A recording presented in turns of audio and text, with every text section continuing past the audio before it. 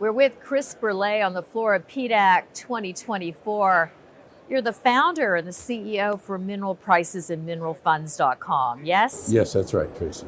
So Chris, what are your objectives this week at PDAC? Myself personally? Well, for mineral prices and mineral funds. Mineral prices, mineral funds. Looking at the critical minerals for mineral prices, there's a lot of change, a lot of interest in that sector, attending how to finance, how they intend to finance a lot of the pending requirements for these metals and the other metals. So I'm spending some time doing that. I'm talking to some specific project managers about stuff that I'm interested in. So, and then with respect to the funds, I was meeting some of the suppliers downstairs and determining how we might be able to help them. So the reason I got so interested in MineralPrices.com, it's very hard to find reliable places to get prices for the minerals. And of course, you also happen to be basically an industry expert. Would you call yourself that for, say, gold, for instance? On managed funds, sure. I do have studied them very carefully, understand that market quite well. Well, I can assure you that's quite an understatement based on what I know about you. So let's talk about gold. I'm going to ask you a couple of questions, starting with the price of gold right now and the market for gold. Where do you see it right now, and where do you see it going in 2024? It's very difficult. I listened to a very good presentation there. It's difficult to predict the price of gold. Supply and demand characteristics are not like other metals. But I see central bank buying, and I've seen ETF selling, and I see significant issues in with the balance sheets, central bank balance sheets, and I see much higher gold prices, and ultimately and silver also over the using gold as a medium of exchange. So these arguments have been around for some time. Some of the people are a lot smarter, a lot wealthier than me. We're bullish on this, talking about the end of dollar hegemony quite some time ago. I think it's easy to predict direction. It's more difficult to prediction. It's almost impossible to predict direction and timing at the same, in the same way accurately. And so they were absolutely correct. Ultimately, there's going to be a significant revision of dollar valuation. Dollar hegemony will end probably in my lifetime, depending on how long you live and in what time frame. But I think we're getting closer to that. So I see ultimately significantly higher prices for precious metals. Okay, so you see ultimately higher prices in precious metals, both gold and silver, or just gold? Both.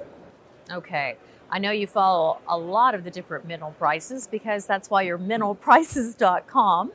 And of course, MineralPrices.com is a partner with InvestorNews.com. Can we talk about some of the other minerals that you are particularly fond of? Can you pick a mineral that you're enjoying the most? Copper, uranium? These are metals that are in good shape. There's lots written about them.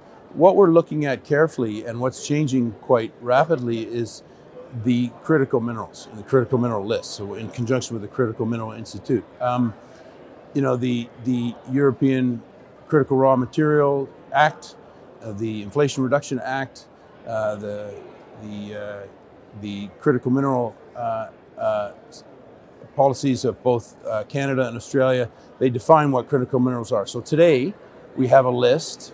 We have lists of critical minerals for the EU, for the UK, for the United States, Canada, Japan, South Korea, and Australia. Seven separate critical minerals lists. There's 2 for the United States and 2 for Australia.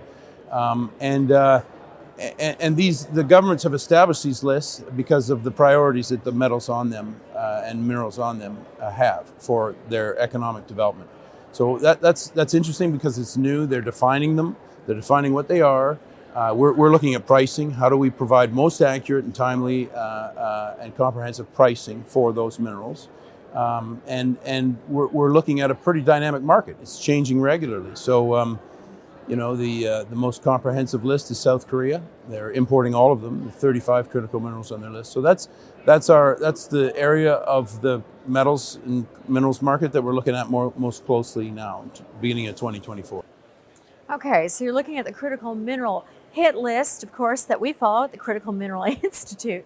Can you tell me, is there a particular critical mineral in particular that is most exciting to you? personally or professionally?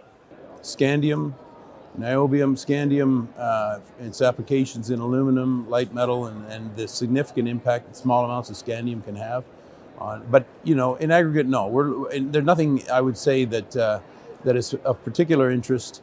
A lot of the concern has been around supply chains, and we look at first of all the definition of what those critical minerals are. So the governments have been good at doing that, and then the markets will lend themselves to the solution for the supply of those minerals. First, identify what they are, who they're critical for, and for which applications, and so they each have their own.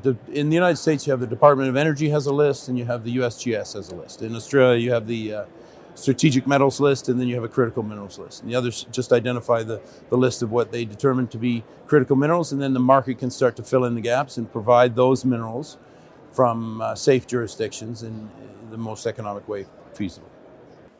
So talk to me about pricing and trends. What trends do you see? Increasing transparency. So markets have changed and continue to change with electronic platforms. So we're seeing increasing transparency, availability of price information, transparency about critical minerals, critical mineral lists, and then we're participating by providing pricing for that. You have also supply chain, the characteristics of supply chains where you have responsible sourcing.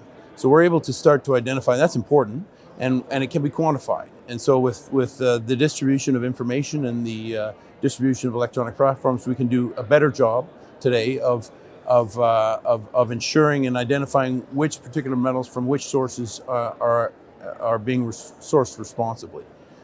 It's an issue for certain metals more than others. So electronic platforms facilitate that process and accelerate that process. That's a good thing. And then the last is that we just we provide more comprehensive, real-time information to the fullest extent that we can. In a 24-hour world, you can get most metals 24 hours a day, not as it used to be a decade ago, only when the London Metal Exchange traded or Chicago Mercantile Exchange or Osaka Mercantile Exchange. We can now 24-hour pricing for most exchange-traded metals. And then they're adding to, you're also seeing advances in direct producer to consumer. So these proliferation of electronic platforms and what we're doing, providing price information, enhances that process. So you're getting increased transparency, you're getting benefits of supply chain responsible sourcing identification, and you're also having benefits of transparency with accelerated trading between producers and consumers of metals.